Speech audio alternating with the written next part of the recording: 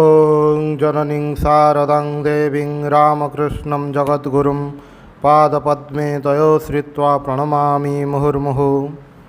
श्रीमा शारदा देवी स्मृति कथा पृष्ठा 415। माँ मणीन्द्र को पचारुछंती केते लेखाएं पाउछंती। मणीन्द्र कहिले जनक पाए हिसाब रे। माँ पचारे प्रत्येक परिवार केते लेखाएं पाइले। मणीन्द्र कहिले 6 सेर 7 सेर 8 सेर जहाँ परिवार रे जेते लोक खाइबा कोछंती।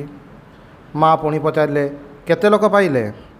मणीन्द्र कहिले ठीक जाने नहीं, मुसलमान झील माने ही बेसी भिकारी। माँ कहिले हाँ, एठारे मुसलमान माने बेसी गरीब। अच्छा शरत आउ केउठी चाउल देउछि। मणीन्द्र कहिले बांकुड़ा इंदुपुर मानभूम जेउठी दुर्भिक्ष होइछि सेठी देउछंती। माँ पुणी पचारे पिला माने कोन सेठाकु जाउछंती।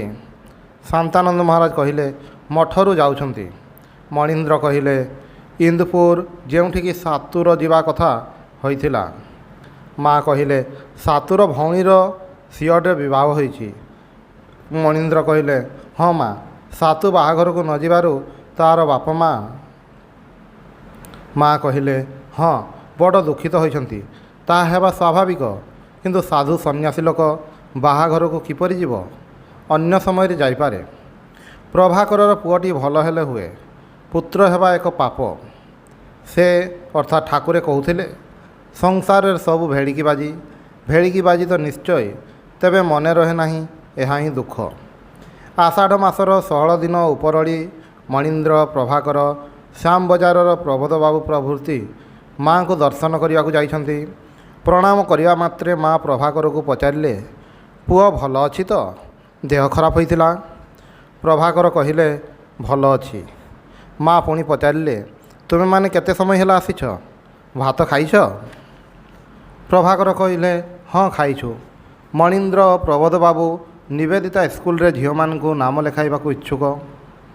से कथा उठाई माँकर अनुमोदन प्रार्थना करिवारु से कहिले बेस हेब, शरत को लेख। प्रबोध बाबू कहिले तांकु लेखा होइछि। स्त्री भक्त मानक मध्यरु किए जणे कहिला सेठारे रही पारिबे कि छोट पिला। माँ कहिले खूब पारिबे। पूर्वबंगर झील माने 6-7 वर्ष बयस रहिछंती तो सेमानकर माँ बाप नेबाकू आसिले सुधा जीवाकू चाहती नहीं। प्रबोध बाबू कहउछंती आज गाँ सर्वेक्षण करने को जाइथिली। लोकमानकर खूब कष्ट, पिंधिबाकू लुगा नहीं, आम सामने बाहरी पारिले नहीं, चाड़ उपरे नड़ा नहीं। प्रबोध बाबू पंचायतर अध्यक्ष। माँ कहिले सेमानकू चाउल दिया होछि तो। प्रबोध बाबू कहिले काली रविवार थिला, चाउल दिया होइछे। माँ पचारिले लुगा दिया हुए कि। प्रबोध बाबू कहिले बाछी बाछी दिया हुए। माँ आपन कौन गोटाए स्वप्न देखिथिले शुणिली। गोटे स्त्री लोक माठिया और झाड़ू धरी ठिया होइछि। माँ कहिले हाँ, गोटे स्त्री लोक गोटे माठिया और झाड़ू हाथ में धरी छिड़ा होइथिला। मु पचारिली तुमे किए गो। से कहिला मु सबू अड़ेई नहीं जीवी। मु कहिली तापरे कौन हेबो। से कहिला अमृतर कलसी छिंची दे जीवी। ताहा ही बोध हुए होउछि। मो माँ को ठारू शुणिथिली जेतेबेले दुर्भिक्ष हुए लागी लागी 3 वर्ष काल हुए, 2 वर्ष हेलाणी कि। मणीन्द्र कहउछंती युद्ध तो अनेक दिन हेला चलीछि। माँ कहिले युद्ध तो 4-5 वर्ष हेला चलीछि, से कथा नुहे। दुर्भिक्ष कौन 2 वर्ष हेलाणी, ताहेले आउ वर्षे हेबो। वर्तमान धानर दाम केते। माँ पचारिले सेठाकार हिसाब रे मूल्य कुहाला। माँ कहिले एते दाम। आउ सब जिनिस लुगा तेल ए सबुर दाम मध्य खूब बढ़ी। जो मानकर अच्छी से मानकर मध्य चिंता। वर्तमान स्थिति एपरी जे तुम चमड़ा मु खाइबी, मो चमड़ा तुमे खाइब। से जेते दुख कष्ट देउछंती ताहा तो छाती पतई नेबाकू हेबो। भगवान जहाँ करिवे ताहा ही हेबो। प्रबोध बाबू कहिले माँ आपण को जेतेबेले एते कष्ट भोग करबाकू हेउछि सेतेबेले आउ कहारी कौन परित्राण अछि। माँ कहिले मते ठीक जेपरी पिंजरे पुराई रखिछि, हलचल हेबाकू जो नहीं, केउ आड़े पलाइबार उपाय नहीं। प्रबोध बाबू कहिले कामार पुकुर ठाकुरंकर जागा नहीं पुणी गड़माड़ आरंभ हेलाणी। माँ कहिले किए गड़माड़ करुछि, महिम बाबू। ପ୍ରବୋଧ ବାବୁ କହିଲେ, ନା, ଫକୀର ବାବୁ ଓ ହେମବାବୁ। ମା କହିଲେ, ଆଚ୍ଛା, ଗୋଳମାଳ କରିବାର ଦରକାର କ'ଣ? ବାଡ଼ ଘୁଞ୍ଚେଇ ଦେଲେ କ'ଣ ହେବ ନାହିଁ? ପ୍ରବୋଧ ବାବୁ କହିଲେ, ମୁଁ ତ ଖୁଣ୍ଟି ଚାରିପଟେ ପୋତି ଦେଇ ଆସିଛି। ମହିମ ବାବୁ ବରଂ ରାସ୍ତା ଉପରେ ମାଟି ପଡ଼ିବାରୁ ସନ୍ତୁଷ୍ଟ ହୋଇଛନ୍ତି। ଆମେ ଆହୁରି ଆଗକୁ ବଢ଼େଇ ଖୁଣ୍ଟ ପୋତିଥିଲେ ଭଲ ହୋଇଥାନ୍ତା। ତାପରେ ଯେତେ ଆପତ୍ତି କରିଥାନ୍ତେ କ୍ରମଶଃ ଘୁଞ୍ଚେଇ ଘୁଞ୍ଚେଇ ଅଣା ହୋଇଥାନ୍ତା। ଯେମିତି ବ୍ୟବସାୟୀ ଲୋକ ସେହିପରି ବ୍ୟବସାୟିକ ବୁଦ୍ଧି ଦରକାର। ମା ଏହି ଆଶ୍ଚର୍ଯ୍ୟ ବ୍ୟବସ୍ଥା ଶୁଣି ହସିବାକୁ ଲାଗିଲେ। ପ୍ରବୋଧ ବାବୁ କହିଲେ, ଶରତ ମହାରାଜଙ୍କୁ ଲେଖିଛି, ସେ ଯେମିତି କହିବେ ସେହିପରି କରିବି। ମା କହିଲେ, ପୂର୍ବେ ମୂଲିଆ ମଜୁରୀ 4 ପଇସା ଥିଲା। ମୋର ମନେ ଅଛି, ଖଣ୍ଡେ ଛୋଟ କାଗଜରେ ଲେଖି କଲିକତାକୁ ଲୋକ ପଠା ହେଉଥିଲା। ସେ ଚାଲି ଚାଲି ଯାଉଥିଲା। ସେତେବେଳେ ଡାକ ନଥିଲା। ପ୍ରବୋଧ ବାବୁ କହୁଛନ୍ତି, ବର୍ତ୍ତମାନ ଡାକ ହୋଇ କିନ୍ତୁ ସୁବିଧା ହୋଇଛି ମା। ମା କହିଲେ, ତାହା ଅବଶ୍ୟ ହୋଇଛି। ପୂର୍ବେ ଯାହା ଥିଲା ମୁଁ ସେଇ କଥା କହୁଛି। ଗୋଟିଏ ଟଙ୍କାରେ ବହୁତ ତେଲ ମିଳୁଥିଲା। ଏବେ ଆଞ୍ଜୁଳାଏ ଧାନ ଦେଲେ ଟଙ୍କାଏ ମିଳୁଛି। ତେଣୁ ସମସ୍ତେ ଧାନ ବିକି ଦେଉଛନ୍ତି ଟଙ୍କା ଅଧିକ ମିଳୁଛି ବୋଲି। ବାକି ସାମାନ୍ୟ ଯାହା ରହୁଛି ତାହା ବି ରଖିପାରିବେ ନାହିଁ। କାହିଁକି ନା ପେଟର ଜାଡ଼ା ଖୁବ୍ କଷ୍ଟକର। ଖାଇବାକୁ ତ ହେବ। ପ୍ରସନ୍ନ ଅର୍ଥାତ୍ ବଡ଼ ମାମୁଁ 400-500 ଟଙ୍କାର ଧାନ ବିକିଦେଲା। ତା'ର କିଛି ଧାନ ଚୋରି ହୋଇଯାଇଥିଲା। ରାଜଘୋଷ ମଧ୍ୟ ଧାନ ବିକି ଦେଇଛି। ତାହାର ବହୁତ ଧାନ। ତାକୁ ପରା କ'ଣ ଚିଠି ଦିଆ ହୋଇଥିଲା, ତୁମେ ଏତିକି ଟଙ୍କା ଦିଅ, ନହେଲେ ତୁମ ଘରେ ଚୋରି ହେବ। ସେ ପୁଲିସକୁ ଚିଠି ଦେଖାଇଥିଲା। ବୋଧହୁଏ ଗାଁର ଦୁଷ୍ଟ ଲୋକେ ସେପରି କରୁଛନ୍ତି। ମଣୀନ୍ଦ୍ର ଓ ପ୍ରବୋଧ ବାବୁ ତା ପରଦିନ ଶ୍ରୀ ମାଙ୍କୁ ପ୍ରଣାମ କରିବାକୁ ଯାଇଛନ୍ତି। ପ୍ରବୋଧ ବାବୁ ପଚାରିଲେ, ମା, ଜୋର କରି ସଂସାର ତ୍ୟାଗ କରି କ'ଣ କିଛି ଲାଭ ହୁଏ? ମା ଏକଥା ଶୁଣି ଅଳ୍ପ ହସି ସାଙ୍ଗେ ସାଙ୍ଗେ ଉତ୍ତର ଦେଲେ, ଲୋକମାନେ ତ କରୁଛନ୍ତି। ପ୍ରବୋଧ ବାବୁ କହୁଛନ୍ତି, ମହାମାଇଙ୍କ ପ୍ରସନ୍ନତା ଲାଭ ନ କରି ଯଦି ନିଜର ଖିଆଲରେ କେହି ସଂସାର ତ୍ୟାଗ କରେ ତାହା ହେଲେ ଅସୁବିଧା ହୁଏ। ମା କହିଲେ, ସେପରି ଲୋକ ପୁଣି ଘରକୁ ଫେରିଆସେ। ମଣୀନ୍ଦ୍ର କହୁଥିଲେ, ସ୍ୱାମୀଜୀ ମୋତେ ଖୁବ୍ କଷ୍ଟ ସହିଥିଲେ, କିନ୍ତୁ ସେ ଯେତେବେଳେ ଉତ୍ତର ଆଡ଼କୁ ଗଲେ ଦେହରେ ସହ୍ୟ ହୋଇଗଲା। ମା କହିଲେ, ନା, ତାକୁ ମଧ୍ୟ ଖୁବ୍ ଭୋଗିବାକୁ ହୋଇଛି। ପରିସ୍ରା ବେମାରୀ ଥିଲା। ସର୍ବଦା ଦେହ ଜଳାପୋଡ଼ା ହେଉଥିଲା। ତଥାପି ଖଟି ଖଟି ମୁହଁରୁ ରକ୍ତ ବାହାର କରିଥିଲା। ମଣୀନ୍ଦ୍ର ପଚାରିଲେ, ମୁହଁରୁ କ'ଣ ରକ୍ତ ପଡ଼ିଥିଲା?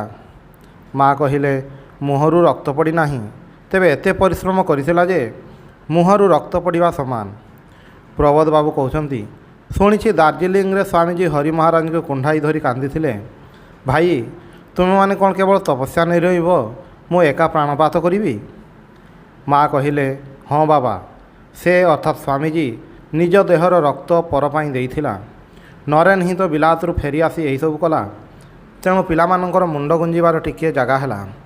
ବର୍ତ୍ତମାନ ବିଲାତ କହିବାରେ ଶ୍ରୀ ମା ଆମେରିକା ବୁଝାଇଥିଲେ। 4 ଜଣ ପିଲା ଅଛନ୍ତି। ପ୍ରବୋଧ ବାବୁ କହୁଛନ୍ତି, ହଁ ମା, ସ୍ୱାମୀ ଅଭେଦାନନ୍ଦ, ସ୍ୱାମୀ ପ୍ରକାଶାନନ୍ଦ, ସ୍ୱାମୀ ପରମାନନ୍ଦ ଓ ସ୍ୱାମୀ ବୋଧାନନ୍ଦ। ମା ପଚାରିଲେ, କାଳିର ନାମଟା କ'ଣ?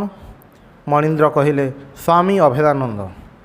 ମା ପୁଣି ପଚାରିଲେ, ବସନ୍ତ ଅର୍ଥାତ୍ ସ୍ୱାମୀ ପରମାନନ୍ଦ ଏଠାକୁ ଚିଠିପତ୍ର ଲେଖେ, ଟଙ୍କା ପଇସା ପଠାଏ, ସେଠାରେ ବକ୍ତୃତା ଦିଏ। ଯୋଗୀନ ଅର୍ଥାତ୍ ସ୍ୱାମୀ ଯୋଗାନନ୍ଦ ଖୁବ୍ କଠୋର ସାଧନା କରିଥିଲା। ତୀର୍ଥକୁ ଯାଇ ଆଞ୍ଜୁଳାରେ ପାଣି ପିଉଥିଲା। ରୁଟିକୁ ଶୁଖାଇ ଗୁଣ୍ଡ କରି ରଖି ଦେଉଥିଲା। ସେଥିରୁ କିଛି କିଛି ଖାଉଥିଲା। ସେଥିଯୋଗୁଁ ପେଟ ବେମାରୀ ହେଲା। ସେଥିରେ ହିଁ ଭୋଗି ଭୋଗି ଦେହ ଗଲା। ସଂସାରରେ କ'ଣ ସୁଖ ଅଛି? ଏବେ ଅଛି ତ ପୁଣି ଏବେ ନାହିଁ। ସଂସାର ବିଷବୃକ୍ଷ, ବିଷରେ ଜର୍ଜରିତ କରିଦିଏ। ଯେଉଁମାନେ ସଂସାର କରି ପକାଇଛନ୍ତି ସେମାନେ ଆଉ କ'ଣ କରିବେ? ବୁଝିଲେ ସୁଦ୍ଧା କିଛି କରିପାରନ୍ତି ନାହିଁ।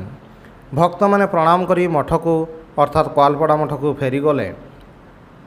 ଉପରଓଳି ମଣୀନ୍ଦ୍ର ଓ ପ୍ରବୋଧ ବାବୁ ପୁଣି ଶ୍ରୀ ମାଙ୍କ ପାଖକୁ ଯାଇଛନ୍ତି। ପ୍ରବୋଧ ବାବୁ ପଚାରୁଛନ୍ତି, ଶରତ ମହାରାଜ ଚିଠିର ଉତ୍ତର ଦେଇଛନ୍ତି, ପଢ଼ିବି ମା? ମା କହିଲେ, ପଢ଼। ପ୍ରବୋଧ ବାବୁ ଚିଠି ପଢ଼ି ମାଙ୍କୁ ଶୁଣାଇଲେ।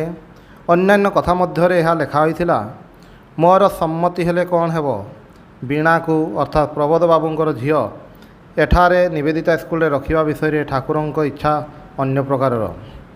ମା କହିଲେ, ଆଚ୍ଛା, ଏପରି ଗୋଟାଏ କଥା କାହିଁକି ଲେଖିଲା କୁହ ତ? ଏକାଥରକେ ସବୁ କଥା କାଟି ଲେଖିଦେଇଛି। ତେଣୁ ବୋଧ ହେଉଛି ସୁଧୀରାର ମତ ନାହିଁ। ସୁଧୀରା କହିଥିଲା, ମା ଆଉ ପାରୁନାହିଁ, ମୋତେ ଭାରି କଷ୍ଟ ହେଉଛି। ଝିଅମାନଙ୍କ ପାଇଁ ସେ କେତେ କଷ୍ଟ କରେ। ଯେତେବେଳେ ଖର୍ଚ୍ଚ ଆଉ ସମ୍ଭାଳି ହୁଏ ନାହିଁ, ସେତେବେଳେ ବଡ଼ ଲୋକଙ୍କର ଝିଅମାନଙ୍କୁ ଗୀତ ବାଜା ଶିଖାଇ ମାସକୁ 40-50 ଟଙ୍କା ଆଣେ। ସ୍କୁଲର ବାଳିକାମାନଙ୍କୁ ସବୁ ଶିଖେଇଛି, ସିଲେଇ କରିବା, ଜାମା ତିଆରି କରିବା ଇତ୍ୟାଦି। ସେ ବର୍ଷ 300 ଟଙ୍କା ଲାଭ ହୋଇଥିଲା। ସେହି ଟଙ୍କାରେ ସେମାନେ ପୂଜା ଛୁଟିରେ ଏଠି ସେଠି ବୁଲିଲେ।